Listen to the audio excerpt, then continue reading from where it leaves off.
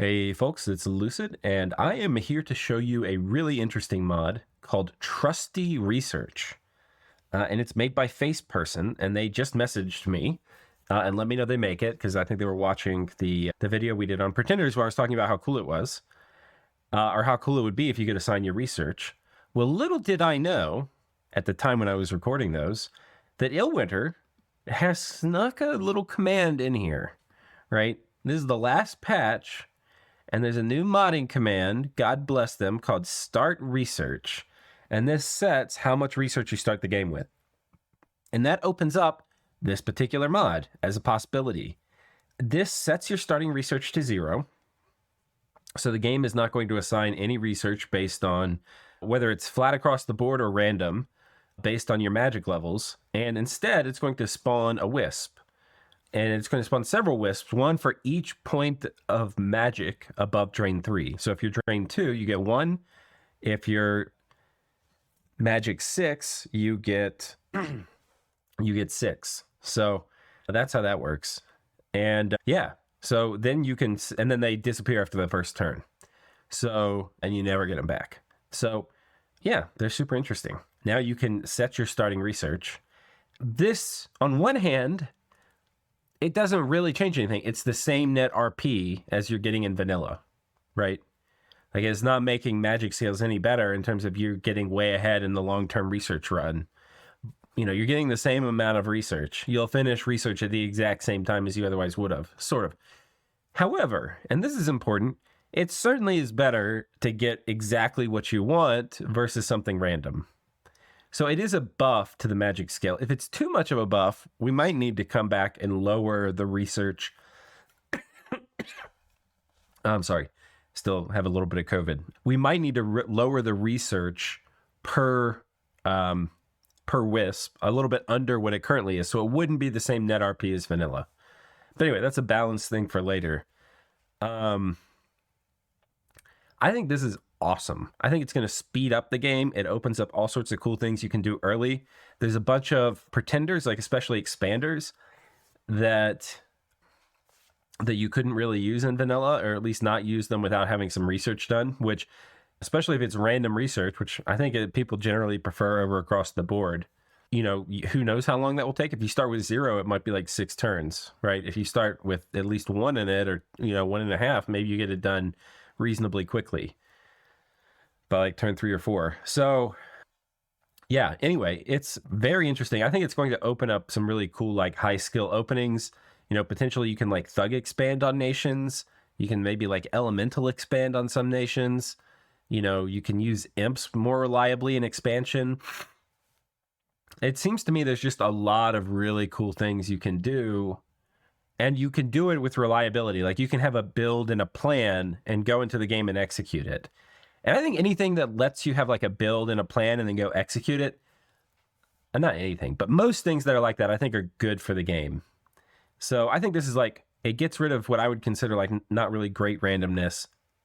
It opens the early game up with a lot more flexibility. Like some nations which are rush targets, like Bogarus, but as really good mages.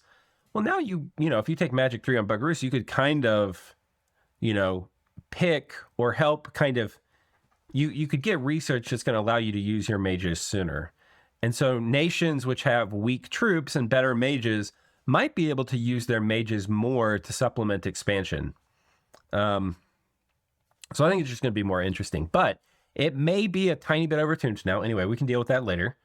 I think I've described how it works. I did the artwork for it, but this is all done by faceperson. I'm just proud to have contributed anything. And I love this. So I'm going to show you how it works in a game. So now what we're going to do, so this is, you subscribe to it on the workshop, you come in here in mods, and you turn it on here. You won't have a local copy. You'll just turn this on, and you see the banner here. That means it's active. And so I'll just show you. So anyway, that's all you have to do. But I'll just show you kind of like a cool use case for it, and I'll expand with some god that we said you shouldn't be able to expand with. So I think we'll do the Celestial Griffin. All right, so this is kind of an interesting build. The Celestial Griffin, not super expensive, only 150 points. cannot expand on its own normally. However, we've taken Air 7, which is really high. It's going to let us control globals.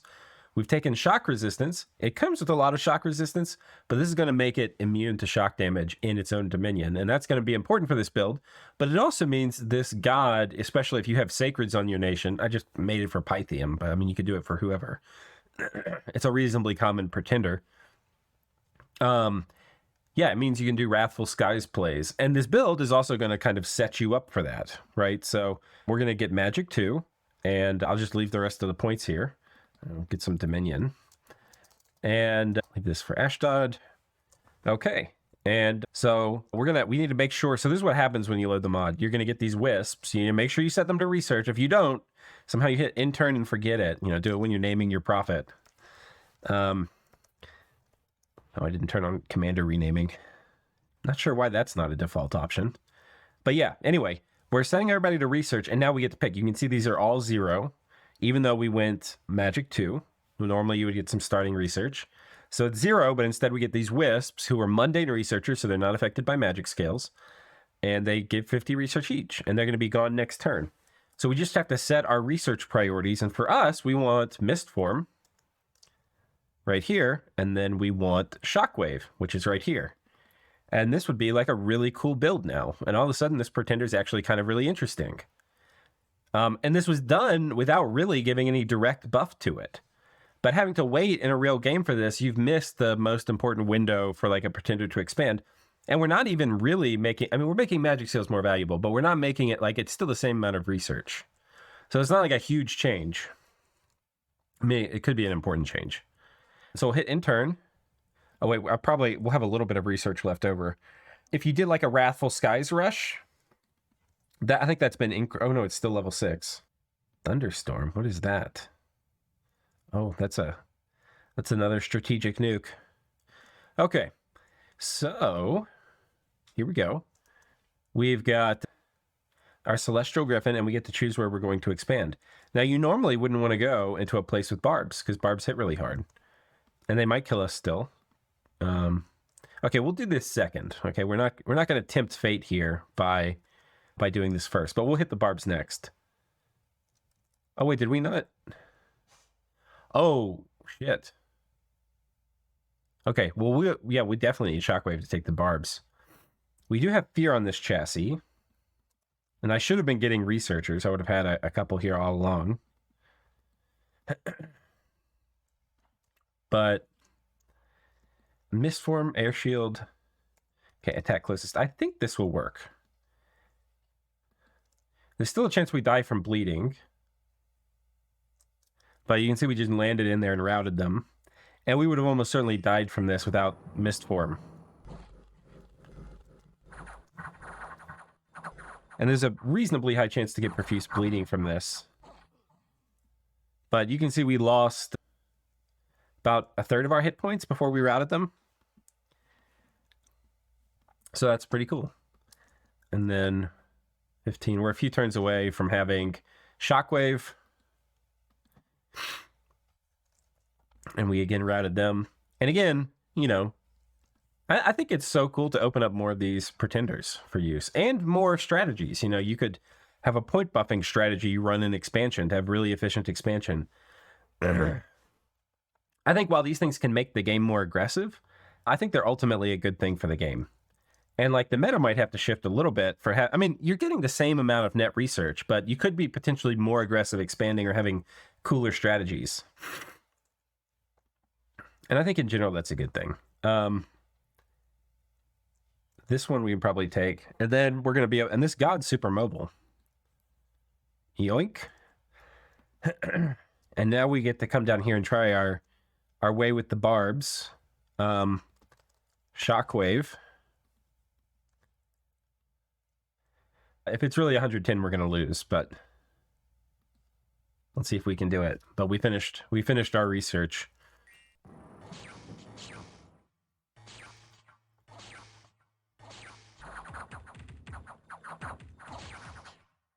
Oh yeah, they pop Mistform. That's the problem when they do so much damage.